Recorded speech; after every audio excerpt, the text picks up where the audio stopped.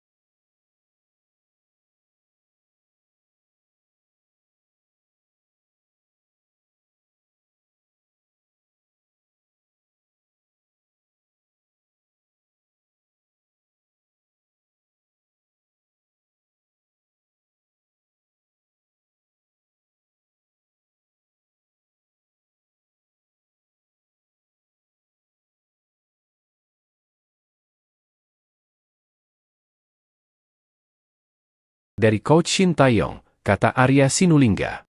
Lebih lanjut, Arya Sinulinga percaya dengan strategi yang akan diturunkan Shin Tae-yong. Ia juga percaya pemain timnas U23 Indonesia tidak akan gentar menghadapi Uzbekistan yang belum terkalahkan sampai saat ini. Dalam babak penyisihan grup D, Uzbekistan meraih 9 poin hasil menang melawan Malaysia, Vietnam, dan Kuwait. Selain itu, Uzbekistan sudah mencetak 12 gol, tanpa satupun kemasukan dari lawannya. Kami yakin dengan Coach Shin Tae-yong dan staf pelatihnya bisa mengatasi Uzbekistan. Saya berharap anak-anak bisa lebih kuat lagi seperti melawan Korea Selatan kemarin. Mental bertanding juga harus diperkuat lagi. Semoga kita bisa mendapatkan yang terbaik untuk langkah berikutnya, tutup Arya Sinulinga. Timnas Indonesia berhasil lolos ke semifinal Piala Asia U23 usai kalahkan Korea Selatan lewat adu penalti. Sebelumnya, laga Timnas Indonesia versus Korea Selatan imbang dengan skor 2-2 hingga akhirnya skuad Garuda menang adu penalti 11-10.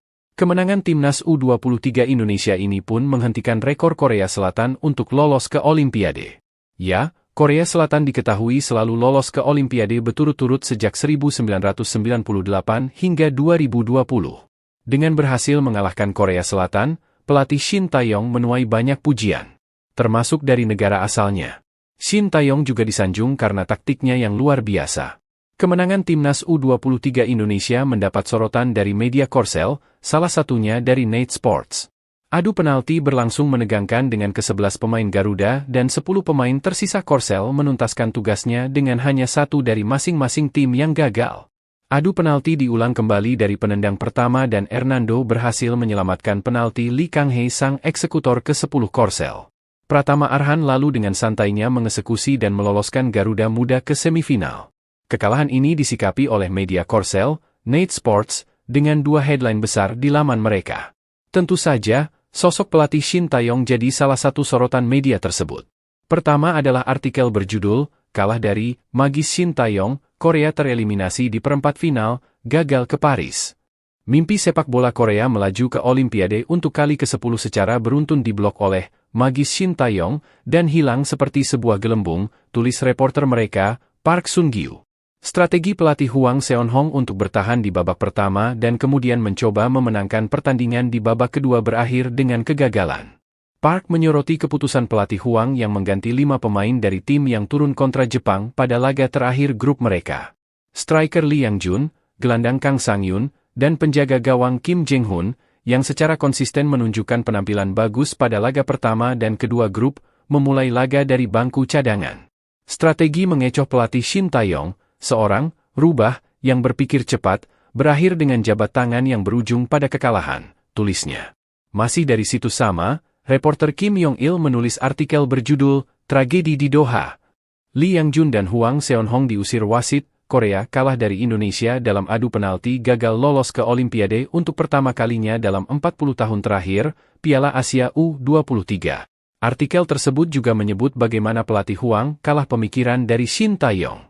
Hwang Seon-hong meningkatkan ekspektasi dengan melewati babak penyisihan grup dengan 3 kemenangan, namun harus mengakui keunggulan Indonesia yang dianggap berada satu langkah di bawah tim, tulisnya.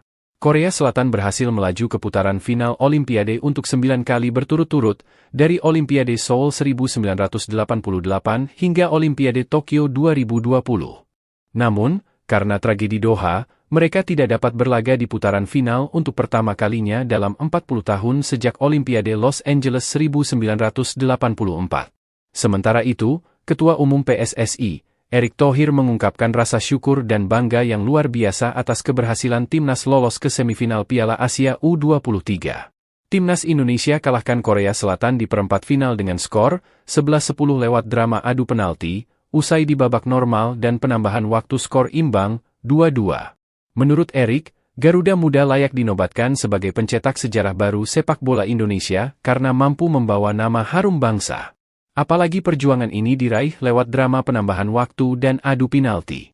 Kemenangan dalam laga yang berlangsung di Stadion Abdullah bin Khalifa, Doha, Qatar, Kamis 24 April waktu Qatar, atau Jumat 25 Mei di Indonesia tak hanya menciptakan sejarah baru bagi Indonesia. Kesuksesan Marcelino Ferdinand dan kawan-kawan itu mendekatkan Indonesia dengan mimpi baru untuk selangkah lagi lolos ke Olimpiade Paris 2024. Saya bersyukur kepada Yang Kuasa, dan rasa bangga kepada para pemain, pelatih, ofisial, serta seluruh timnas yang bermain sangat luar biasa dan terus menciptakan sejarah bagi sepak bola Indonesia. Generasi emas pesepak bola muda ini telah berjuang dengan semangat tinggi, mental baja, dan memberikan yang terbaik bagi Indonesia. Terima kasih, ujar Erick Thohir yang menjadi saksi langsung kemenangan tersebut. 사무총장이 한국 축구협회에다가 딱 연락이 와서 한국의 대표팀 감독인 심태용 감독하고 직접 연락을 좀 취하고 싶다. 이름을 탁 집어서 연락을 좀 했으면 좋겠다. 그 당시에 이제 아무도 모르게 인도네시아가 말레이시아에서 지역 예선전이 있었는데 인도네시아를 가면 언론이나 사람들이 알아볼까 봐 비행기를 타고 말레이시아로 넘어갔죠. 인도네시아 회장님하고 사무총장 수뇌부들이 와서 말레이시아에서 미팅과 인터뷰를 하고 비전을 얘기하고 오케이 나도 한번 적극적으로 한번 고민하고 생각해보겠다. 이렇게 돼서 이제 사실 인도네시아 가게 된 거예요.